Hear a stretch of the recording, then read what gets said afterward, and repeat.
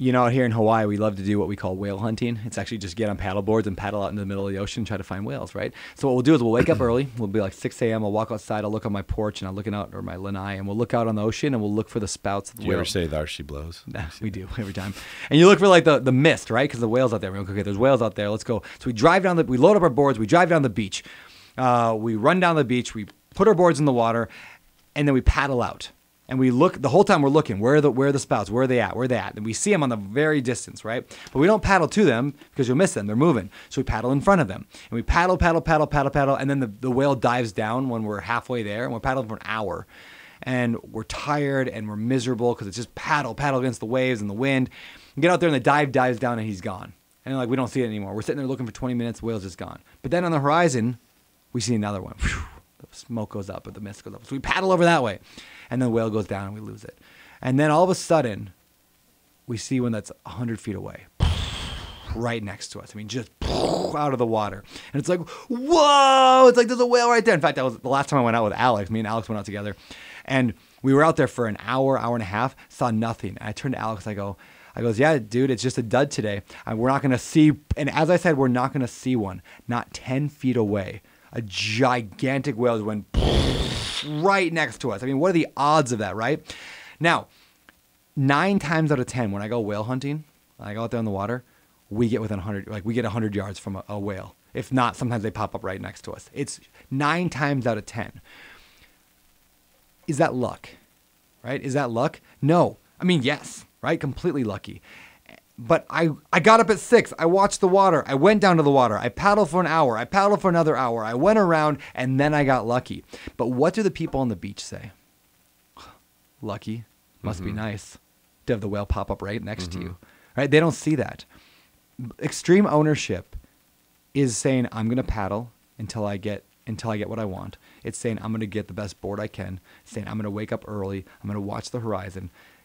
And when you do those things right and you take ownership of the little things, you get the results of the big things. There's a belief of people that are usually not successful at something that the thing just happens or it doesn't happen. Yeah. Right? Like the whale just showed up or it didn't show up. The people that become successful start to recognize that it was actually incredibly predictable that it would happen for that person, right? So you could either look at life looking forward saying, I'm going to take that journey and I hope that on that journey success finds me. Or you can look from the end looking backwards and say, life wants to give me opportunity. Responsibility needs to find a home. There is a lack of leadership. There is a huge void where, like you said, people want to follow leaders. They can't find anyone to find. If I become that, there will be an abundance of opportunity, and I'll get to pick whichever one I want. If I become able and capable of bearing the weight of that responsibility, if I am strong enough to carry that weight, there's probably 100 people out there like, oh my God, we have a strong person. Give them opportunity. Give them a raise. Give them a job. Give them a position. When you have the skills, the stuff finds you. At this point in your life, you don't have to go out there hunting for opportunity. There is opportunity everywhere, because you have skills that can capitalize on it. The people without the skills don't focus on becoming who they need to be to get what they want. They wait until the thing happens and say, can I do it or not? Am I ready or not? Can I do that job or not? Not who do I have to become to have that job? And I'm only saying this because once you get there and you look back, you realize it was very predictable that I would be in this position. There's a lack of good real estate agents, a lack of good brokers, a lack of good podcast hosts, a lack of people that can articulate themselves, a lack of trustworthy people that give financial advice that aren't just trying to steal your money and get rich off of your naivety. Like, do you agree in general that if you focus on getting stronger, the opportunities will find you? 100%. I mean, if you look at my business, my real estate business, who runs the whole thing? COO, Walker Meadows. Yeah. Walker was a freaking intern. You were raving about that guy from the minute you met him. Because he took ownership. He came in as an intern. He was like, hey, you guys, the spreadsheet sucks. Let me redo this, our underwriting model. Oh, he didn't just sit there and criticize it and say, your spreadsheet sucks. Now that's why I don't have to work hard, because you gave me a bad spreadsheet. Yeah, he was like, I'm going to redo this whole thing. He took ownership of everything. And over time, he went from intern to acquisitions, to director of VP of acquisitions, to COO over like a 2-year period. You know what? The Better Life Tribe, which is arguably like a $50 million company in the last 6 months, like in terms of valuation. It's a nonprofit, so we're not going to sell it. But it could be like, it's a massively successful operation run by Matt Buck. Who's Matt Buck? My intern. My 2 companies that are insanely profitable and successful are both run by interns. Why did I put Matt Buck in charge? Because he took ownership. You know what? I mentioned Alex Felice, who runs the whole creative side of everything we do at the Better Life Tribe. He came in the first day and was like, "You're an idiot, Brandon, that video. Let me just take over this for you." I mean, he's fairly nice about it. But if you know Alex, you know that's his personality. He's like, "No, let me take over." And he just takes ownership of it. So guess what? He's in charge of a whole lot of stuff today. And so there is there is a disease of mediocrity in America today. There you go. Of people saying, "I'm going to do just enough to not get fired," versus I'm going to be the best and take ownership of it. So I don't care if you're trying to build a real estate business, trying to build your own business, or you work a W-2 job. Take ownership and opportunities will explode. It's because extreme ownership is so rare. That's where mediocrity comes from. When you show up at a job and you don't give your best, what you're really saying is it's someone else's responsibility to fix that problem. Yep. And I wonder if you looked at Matt and Alex and Walker, I'm almost positive you would find a pattern or a common theme of areas where they showed up for you, they took responsibility, they fixed other problems. And they did that enough times that you felt comfortable putting them in the COO. 100%. But what everyone does is they say, "I want to be the COO of Better Life. Just put me in there." Yeah. And if you're not going to put me in there, why am I going to try? Yep. You're actually putting the responsibility on somebody else to give you the opportunity that you say that you want. Yeah. This also goes back to when people always ask, "Hey, I want to provide value. How can I provide value for you?" Like Matt Buck never asked me, "How can I provide value for you?" Alex never asked, "How can I provide value?" They got in there and provided value, right? Like they just did it.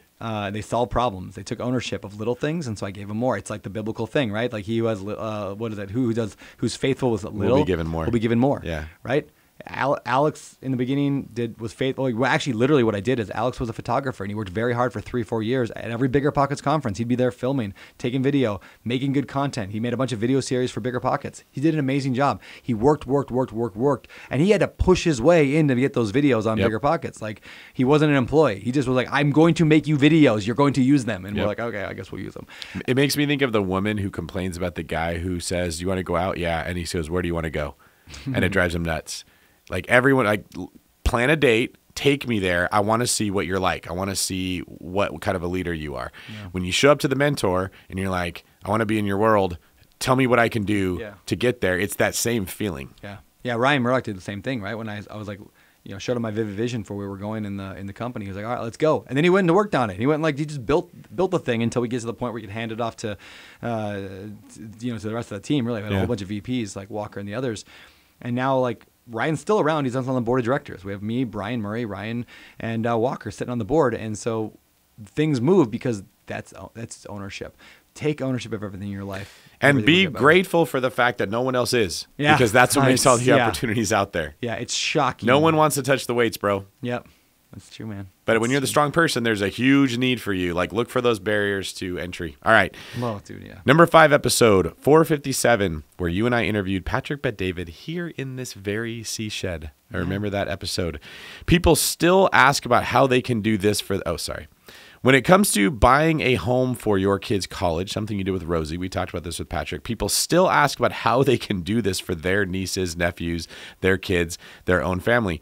Patrick talked about how a grandmaster in chess is thinking 10 to 15 moves ahead, a master is thinking 7 to 10 moves ahead, a pro thinks 4 to 6 moves ahead, and an amateur only thinks about the very first step. What are your thoughts when it comes to strategically planning the direction that you want your life to take? That's a great question. Let me start in a story. I think it's called a cook tree, COOK. Have you heard of that? A cook tree? No. It's a thing here in Hawaii. There's these really, really tall pine trees, very straight, tall, like pine trees. The reason they're called cook trees is because when was it Captain Cook? Like the guy who came and discovered came to the Hawaiian Islands. They used to plant these trees back then. And they would plant them as soon as they landed on any island around the world, really. But I hear it here in Hawaii. They'd plant these trees, and we have them all over the island now, these really tall, big wooden, pine trees. Because they planted them knowing that it would take 50 to 70 years to grow to the size that they could use for a mast. Mm-hmm. So what the empires did back in the day is they'd go around, they'd plant these trees all over the world. Wow. So on all the islands they went to, they'd keep the little seedlings in their boat. So they'd plant them so that 50 to 75 years in the future. You're talking about delayed gratification. Yep, they would have a mast that they could use if one broke. Because if you have a mast that broke and there's no trees around, you are stranded there for life. And so the forward thinking there. So the question is, in your business, where are you planting some cooked trees that your family's going to take advantage of. That's the delayed gratification that gets you financial freedom. Now, yes, you can get it earlier than that, but what Patrick was talking about there was this idea of like thinking way ahead, thinking 5 moves ahead, 10 moves ahead, like the whole, like this is, I'm not just trying to get in survival mode. Like masters think way, way, way ahead. And so they plan for generations. That was the idea with Rosie's fourplex. Let me explain that story for those who haven't heard it. Very simple process, or a very simple piece of real estate. I bought a 4-unit property. The price doesn't really matter, but I bought it really cheap. It was a nasty, nasty property. I spent 1 year fixing it up, but I bought it the week she was born. It was actually the first outing Rosie had the week she was born. And by the time we were all done with it, we had about call it $150,000 into it, meaning the loan and everything, about $150,000. We put it on an 18-year mortgage. So it's actually a 30-year mortgage. I just set up the payment plan to pay off in 18 years. Because 18 years after Rosie was born, she's going to be going off to college. At the time, you can even go back and listen, because I mean, I was doing the podcast around the time that this happened, that I bought it. But at the time, I said that in 15 years from now, or 18 years from now, the property should be worth between $200,000 and $300,000. I thought it might double over the next 18 years. The property today is worth closer to $500,000. We still owe about $100,000 on it, maybe a little bit more than $100,000 on it. But already Rosie's entire college is paid for. And now I've been making cash flow on the probably way. more than her college. Probably her car, her college, down payment on her first house. Correct. All from one deal that I BRRRR'd. I did the BRRRR strategy, so I didn't have to use a lot of cash. I get cash flow, but imagine this. Let me even more simple. Imagine you buy any house in America that breaks, let's call it a break even if you don't want to lose money. Let's say you make no cash flow on that property whatsoever. You just break even. Let's say you get no tax benefits, even though you would, but you're not getting any tax benefits at all. All you did was bought a property anywhere in the U.S. and put it on a 15-year mortgage, and you broke even on that strategy. At the end of 15 years, even if the property never went up in value, ever didn't go up a dime, you've still paid off the mortgage from, let's say, $300,000 house you bought, and it's now paid off to zero. So worst case, you have a $300,000 house. You owe nothing on it. Boom, kids' college education paid for. That's what with Rosie. Now with Wilder, I did something different. Wilder, I took $50,000 and I said, this is your college education. And I put it into Open Door Capital. And I just put it in my own fund because what I wanted was... How mad's Rosie going to be if that ends up being worth like $300 million? It probably already is. But the deal, I ran the numbers and it was pretty similar. When I extrapolated out like a 15% per year average annual return of $50,000, it ends up being like, I don't know, like $250,000, $300,000, something like that. But I did that, again, I don't care about the money. I care about the lesson. I want Rosie and Wilder to see that I planted trees for them 20 years ago that changed their life when they're 18. That lesson will stick with them forever. And I wanted to show them in 2 ways. I wanted to show them how to do it on a passive way.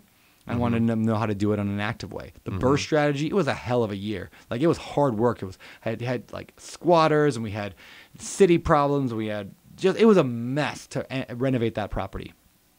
So Rosie can see the hard work and hear that story, and they can also hear what it's like when you just passively invest, and you kind of get the same result at the end of the day. Either way, college is paid for.